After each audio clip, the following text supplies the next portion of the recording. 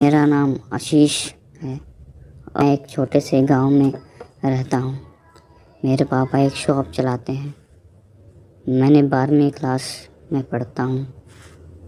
मेरा एक best friend है, उसका नाम राजू है, जो मेरा क्लासमेट है।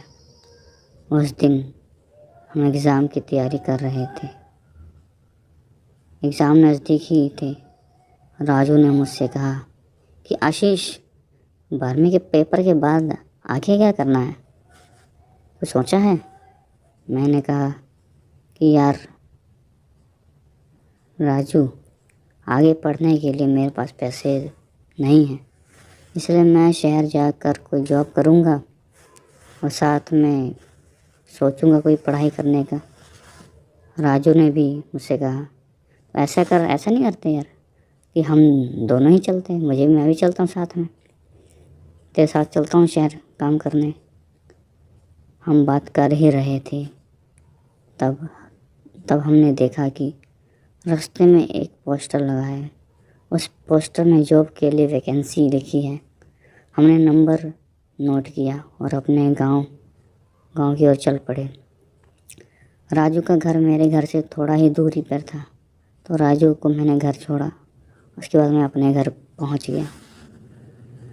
घर जाने के बाद अपने घर पे अपने पापा से बात की।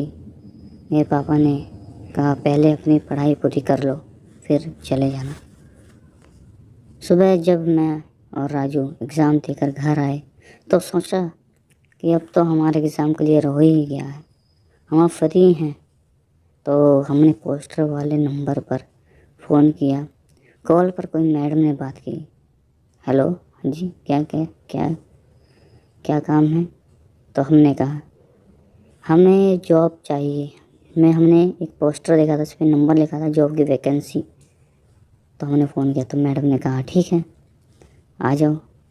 हमने क्वालिफ़िकेशन अपनी बताई कि हमने अभी +2 किया है। तो एक कंपनी का उन्होंने बोला लुधियाना में है। हमने बोला चलो, कितनी सैलरी? कि हम 15,000 दे देंगे आपको, आ जाओ, पढ़े लिखे हो। तो हम दोनों, मैं और राजू, अगले दूसरे दिन ही हम शहर के लिए निकल पड़े। दोनों यूपी के छोटे से गांव के रहने वाले थे। हमने लुधियाना के लिए रात को ट्रेन पकड़ी, फिर सुबह 8 बजे पहुंच गए। हम दोनों शहर में नए थे। हमने ऑटो पकड़ा और सीधा कंपनी की तरफ चलने को कहा। फिर ऑफिस में जाकर मैडम से मिले, नौकरी पक्की की, फिर रहने के लिए कोई ठिकाना ढूंढने लगे।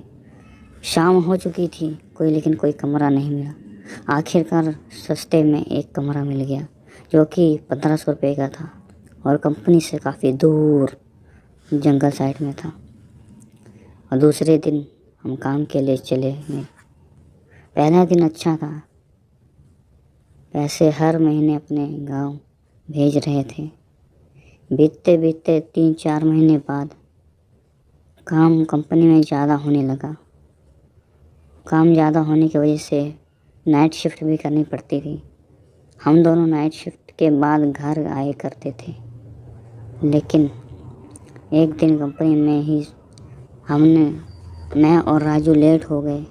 तो राजू ने कहा कि रात के 3 बज गए, अभी क्या जाना घर, यहीं सो जाते हैं, सवेरे फिर रोटी बाहर से खा के नाश्ता करके फिर काम पे चले लग जाएंगे।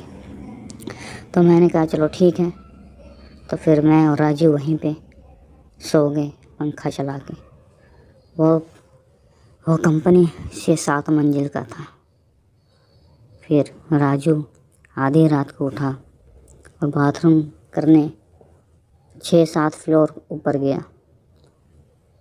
फिर आधी रात का वक्त था, अचानक से उसने ज़ोर से चिल्लाया। मेरी नींद से खुल गई तो मैंने सोचा क्या हो गया, राजू की आवाज़ कहाँ से आ रही है। फिर मैं दौड़ के गया राजू की तरफ। ऊपर उसको देख के वो बेहोश पड़ा। उसको देखकर मैं डर गया। मैंने उसे उठाया, होश में लाया। उसने ये बताया, ये सुनकर मैं डर गया। राजू ने मुझसे कहा, मैं एक लड़की को देखा जो उल्टी चल रही थी। मैंने उसका विश्वास नहीं किया। मैंने सोचा शायद ये रात को उसके ना सोने से उसको थोड़ा वहम हो गया हो,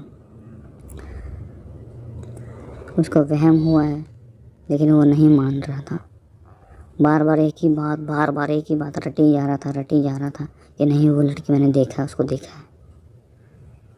एक रात राजू की तबीयत फिर ख़राब होने लगी, तो राजू को मैंने कहा तू नाइट शिफ्ट छोड़ दे, तो घर पे रहे, आराम कर। मैं अकेले काम पे जाने लगा। एक रात मेरी नाइट शिफ्ट थी, कंपनी में मैं अकेला ही था। मेरे साथ भी यही हुआ। मैंने भी एक लड़की को देखा।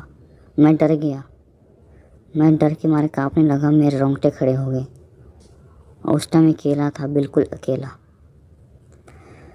उसके बाद मैंने उससे डर के भागने ही लगा।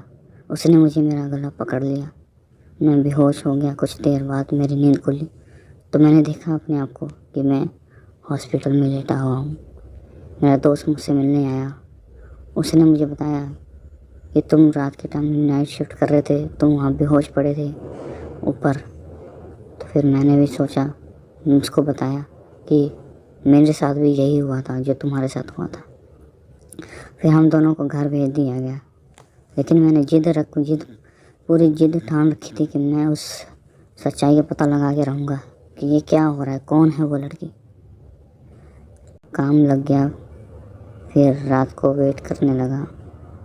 धीरे धीरे 1 महीने बाद, 10-15 दिन के बाद फिर मैंने ड्यूटी ज्वाइन किया। मैंने तो मुझे आराम करने के लिए कहा गया, लेकिन मैंने कहा नहीं, नाइट शिफ्ट करने के लिए मैंने जिद किया कि नहीं मैं करूँगा, नाइट शिफ्ट में लगा दो, मेरे को कोई टेंशन डर नहीं है, कोई बात नहीं मैं कर लूँगा। उन्होंने बोला चलो ठीक है अगर लगता है तो फिर मैंने सोचा उस लड़की को पता लगा के ही रहूँगा कि कौन है वो, क्यों मुझे मारना चाहती है। उस लड़की ने बताया कि उसका किसी ने रेप कर दिया था। वो भी मैं सुन के मेरे होश उड़ गए, पैरों तले ज़मीन खिसक गई। ऐसा कैसे हो सकता है। वो भी काम करने आई थी, उसने बताया। कुछ साल पहले की बात है।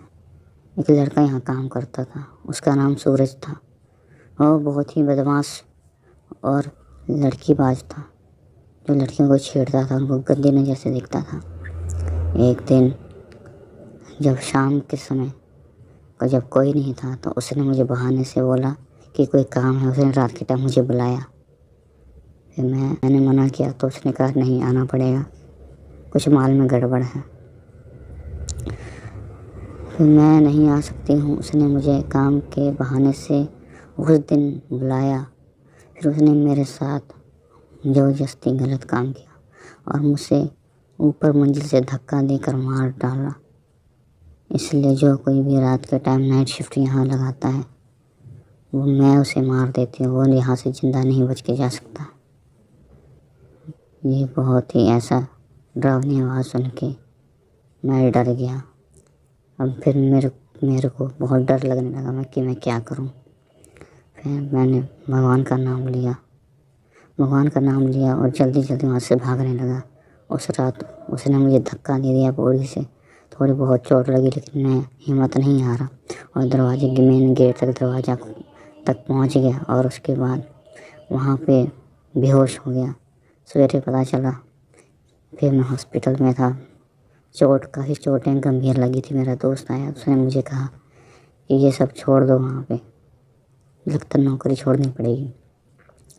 मैंने उसे कहा नहीं, हम वहाँ पे काम अब नहीं करेंगे, वहाँ पे ऐसी बात है। हमने लोगों को बहुत बताया और लोगों से पूछा, लोगों ने भी कहा हाँ ऐसा हुआ था।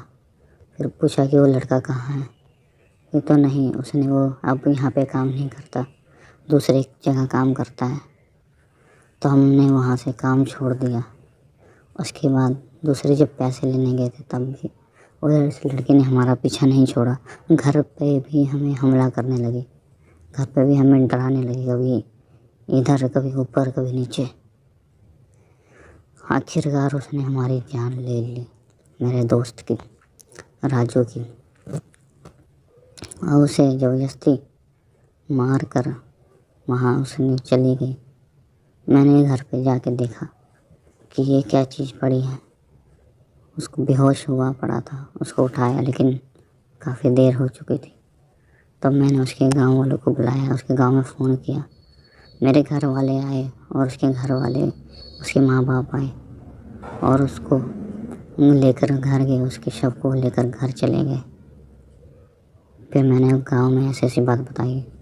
फिर उन्होंने कहा कि पहले क्यों नहीं बताया, अगर ऐसा था तो क्यों नहीं घर आए, क्यों छोड़ क्यों नहीं दिया वहाँ से।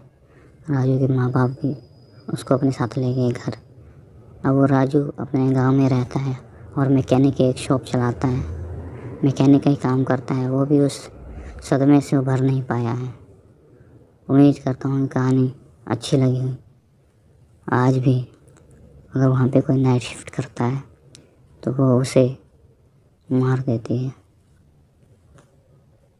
फिर मिलता हूँ अगली एक अच्छी से अच्छी नई कहानी के साथ। तब तक के लिए नमस्कार। मेरे चैनल को सब्सक्राइब करें। चलता हूँ एक डरावनी घटना की ओर।